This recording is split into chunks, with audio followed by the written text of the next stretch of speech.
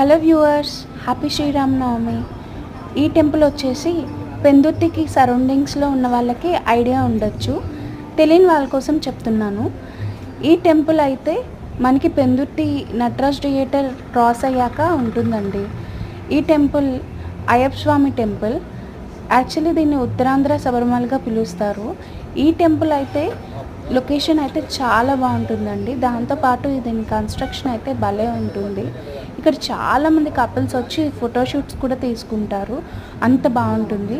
Night అయితే lighting సెట్టింగ్స్తో ఫుల్గా చాలా బాగుంటుంది. అయ్యప్ప స్వామి ఐడల్ అయితే ఇంకా బాగుంటుంది.